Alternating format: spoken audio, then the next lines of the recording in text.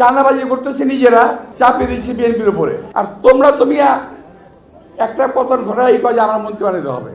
আমরা মুক্তিযুদ্ধের পর যা যা কাজে ফেরত গিয়েছিলাম, আমরা কি বলি নাই আমাদের মন্ত্রী বানাতে হবে? আমাদের বিরুদ্ধে কিছু কিছু ছেলেপেলে আছে যারা খুব আজে বাজে কথা বলতেছে সোশ্যাল মিডিয়ায়, দেখেছেন না? খুব আজে বাজে কথা বলতেছে। কিছুটা দুদু বলে গেছে, আমি তার জেট টেনে বলছি যে তারা অপকর্ম করতেছে নিজেরা, চাপিয়ে দিচ্ছে বিএনপির উপরে। নিজেরা চাঁদাবাজি করতেছে, নিজেরা চাপিয়ে দিচ্ছে বিএনপির উপরে। কি দুর্ভাগ্য আমাদের! ওদের সরকার ক্ষমতায়, আর আপনারা বলেন যে বিএনপি চাঁদাবাজি করে। সরকার কি করে?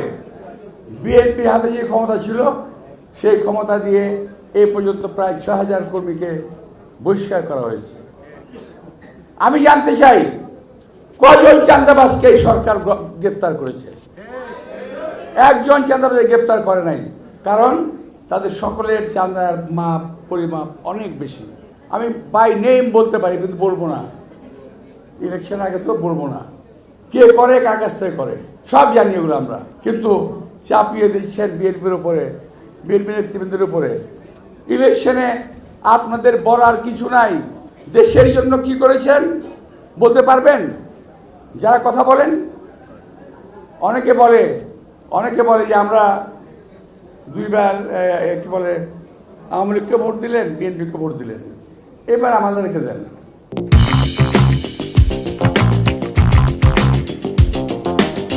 আমাদের একবার দেখেন। কেন ভাই? ৭১ আপনারা আমরা দেখি নাই? কিভাবে মানুষকে কচুকারা করেছেন, কিভাবে দালালি করেছেন, কিভাবে আমার মা বোনদের ইজ্জত হানি করেছেন, এটা কি আমরা ৭১ দেখি নাই? আবার আরেকজন বলে কি জানেন? ওদের বলার কিছু নাই, বলে আমরা কি একটা যোদ্ধা, বলে ওরা যোদ্ধা, একটা যোদ্ধা ওরা। আমরা মুক্তিযোদ্ধা, ওরা আর একটা যোদ্ধা। ভাই, আমরা তো মুক্তিযুদ্ধকে দেশ স্বাধীন করেছি, তোমরা কি স্বাধীন করেছো?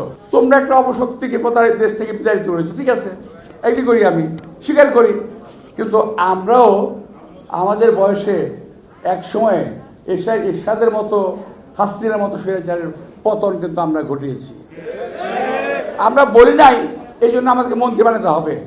আর তুমি একটা পতন ঘটাই কয় যে আমরা মন্ত্রী বানাতে হবে।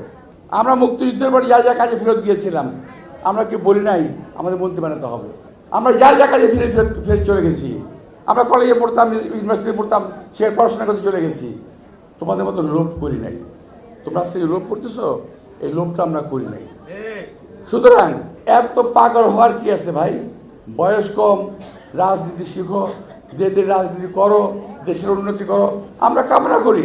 আমরা তোমাদের রাস্তায় ফুল ছিটিয়ে দেব রাজনীতি করার জন্য, কিন্তু অপকর্ম করার জন্য কোনো কাজ যদি করো, তার জবাব আমরা দিতে পারি ইনশাআল্লাহ।